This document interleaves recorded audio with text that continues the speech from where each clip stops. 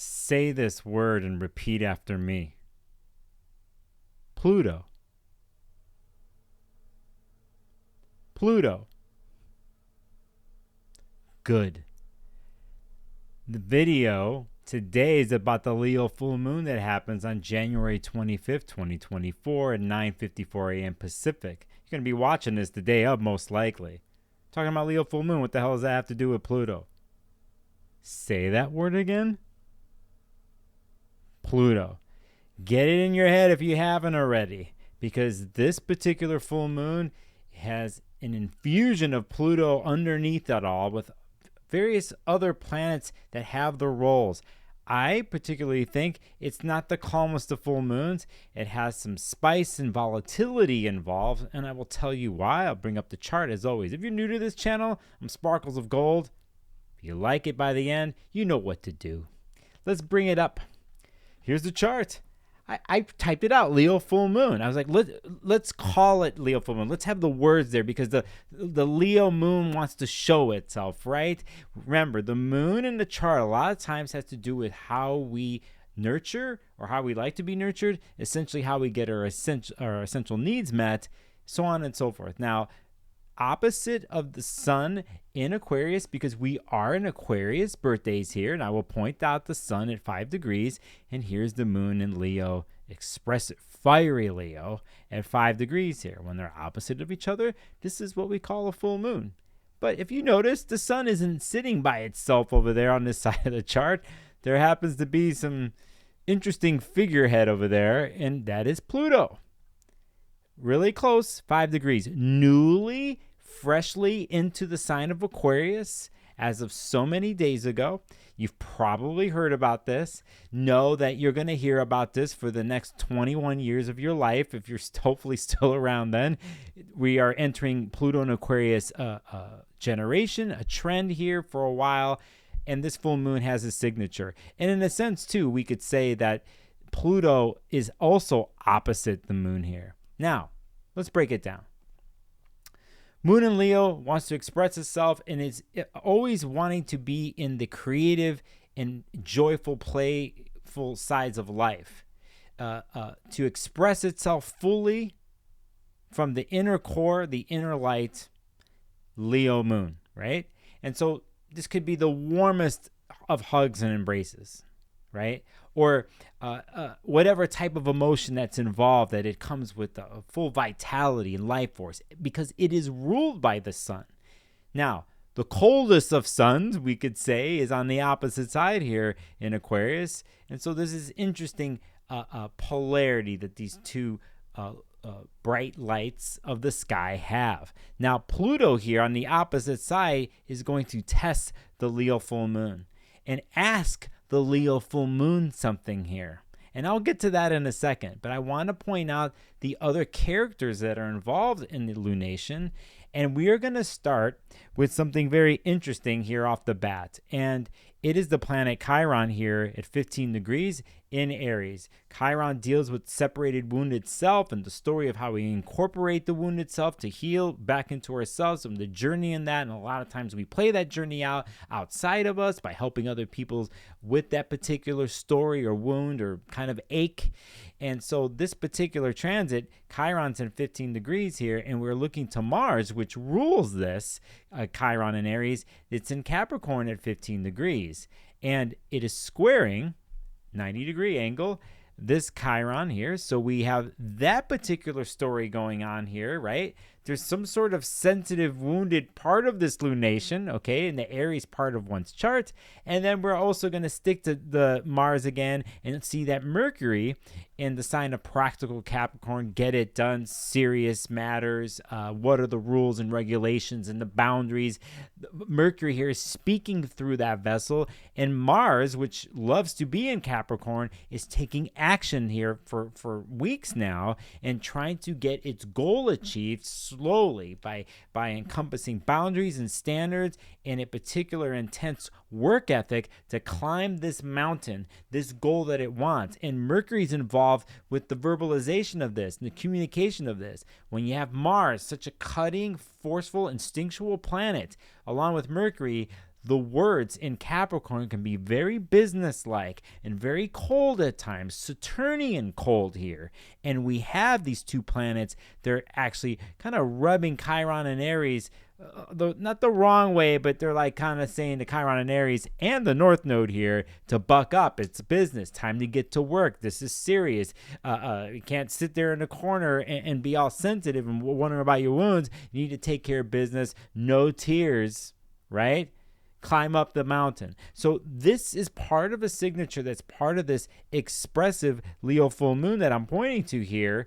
And we have this kind of verbalization involved with Leo moon that just wants to express itself, show itself, put itself first out in the world, and it's based out of a place of raw creativity and light to individualize itself, to show its creation.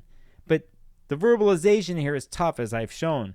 Something else I will show you here that's huge and very important in this, and I'll get to the Pluto part here right after this. We're going to look at Jupiter and Taurus here at 6 degrees, and we see that a fixed sign Taurus is squaring the full moon that's happening in Leo at 5 degrees, fixed sign, and it's also squaring the sun.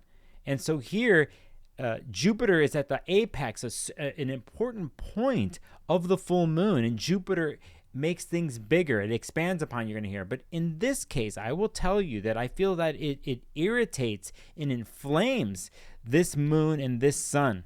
And so here, Jupiter is testing and at times pushing the boundaries of the Leo moon and its emotions down here in this chart per se. And so Leo's expressional the moon here is, you might as well magnify it by 10, 20, or whatever it is for you. If you got a Leo moon, this is a huge lunation for you, and I will bring it back to another place here, a different chart, but I just want you to gauge here. We have Mars, to reiterate, we have Mars and Mercury in practical, serious Capricorn, get the job done Capricorn, no tears, buck up business, and it's throwing its those words around, and they're very cold and hard and serious. And then we have Jupiter, in a sense, pushing the Leo moon to express itself even more, just as dramatic as Leo deals with drama at times, right? And so this Jupiter in Taurus can bring up that type of expression. And not only that, it's also squaring the cold sun in Aquarius here, and almost in a sense trying to take Aquarius sun out of its separateness and its high ceilinged place of air and autonomy, and it's kind of bringing it out. And there you have three major bodies here that are working off each other where stuff's pushing out. Now, this could be very inspirational.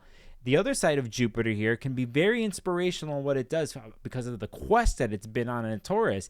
And so there's the other part of this, of how the expression of the Leo moon and how it wants to show and show its creation in the world is part of a bigger vision. We could say a higher truth, a spiritual vision here, and it can enhance this. And it also, in one way, could enhance it with its square to the sun in Aquarius, enhance Aquarius's new mission that it's on.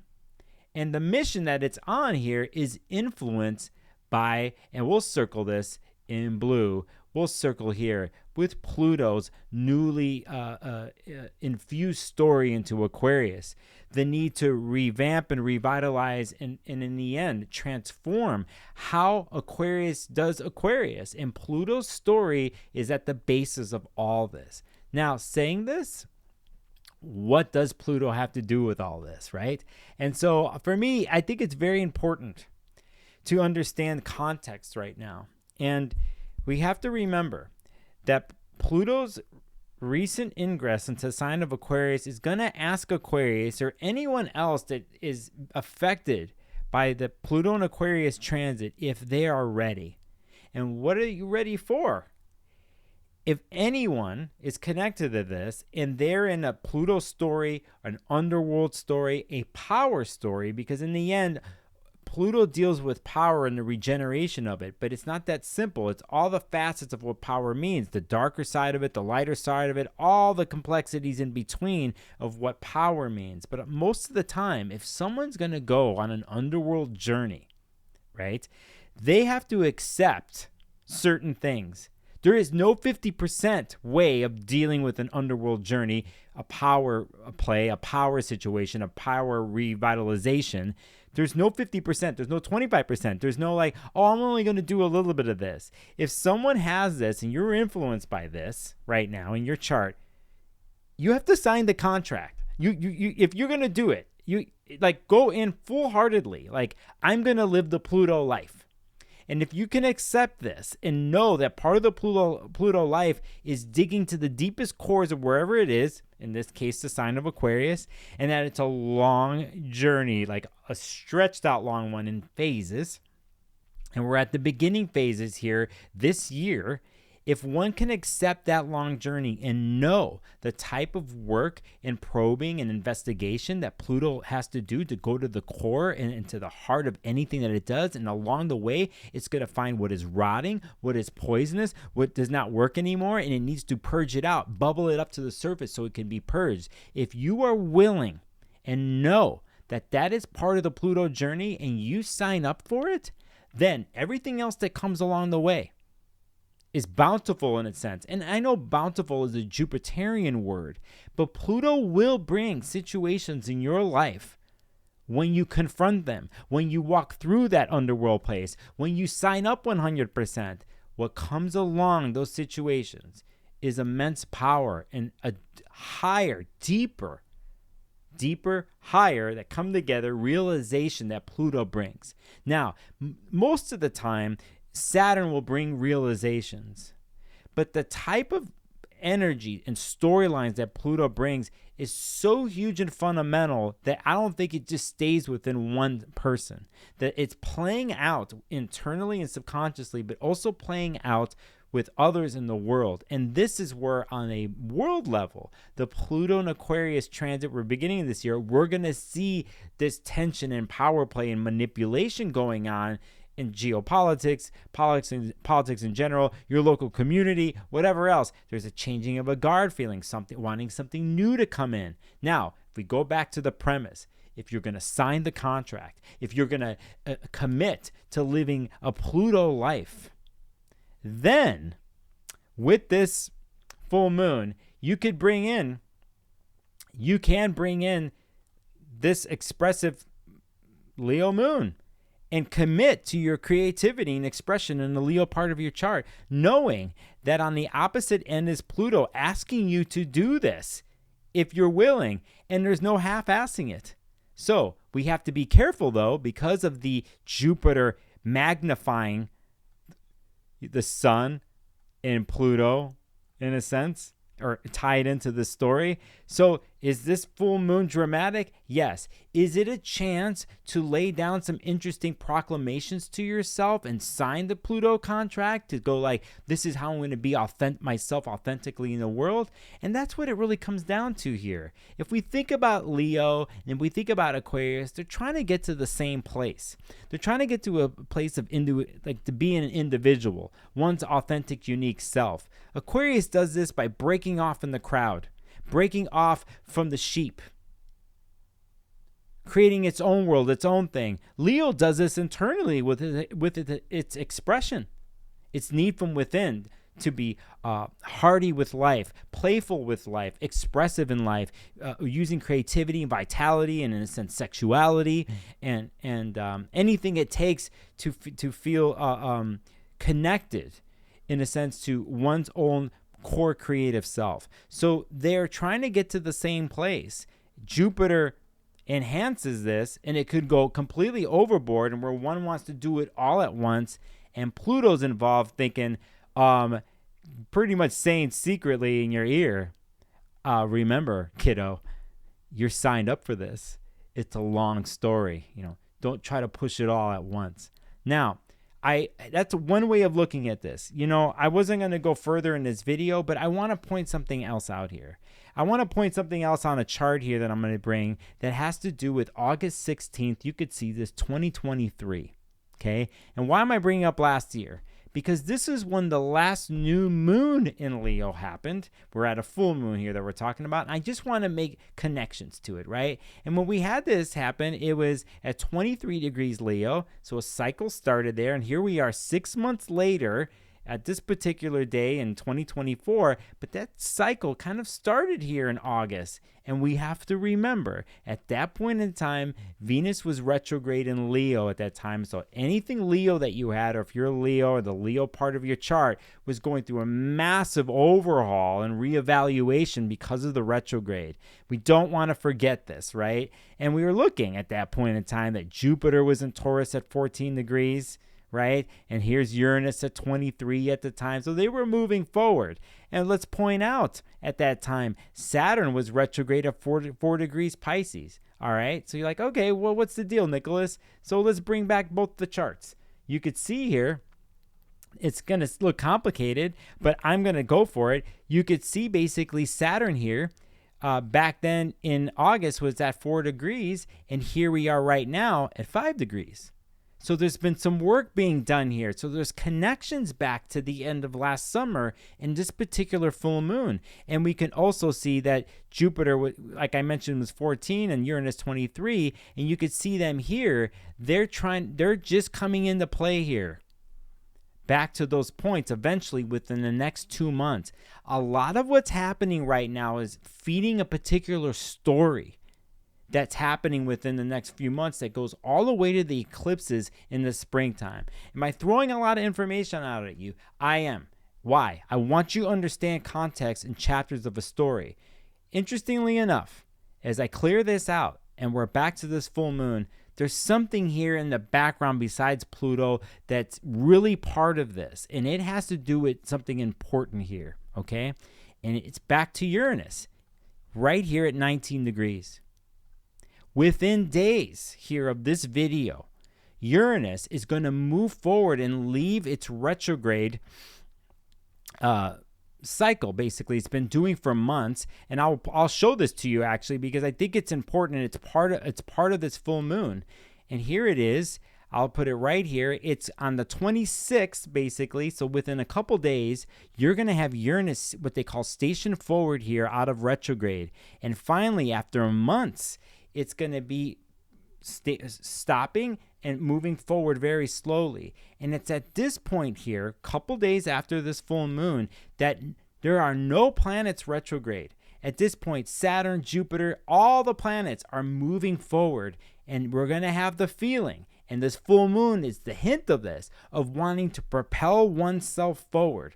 With Pluto contract that you signed for the long haul that potentially has huge power dynamics and power plays that are connected to the Leo full moon, and for possible long-term rebirth moments in this story. And then you have Uranus that comes here out of retrograde to shake everything up, and it's been antsy to do this. So basically, this full moon has two heavy hitters secretly in the background making a move. One is Pluto and Aquarius, and a day and a half later, as you see in this chart here, Uranus is going to move forward.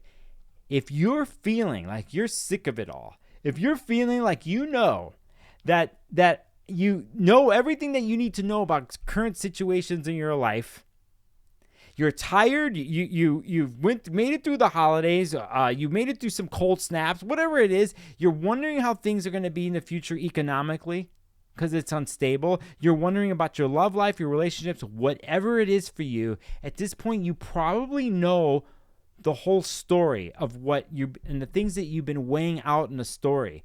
When we get to this full moon in the next couple days, the feeling of wanting to break free and push forward is there.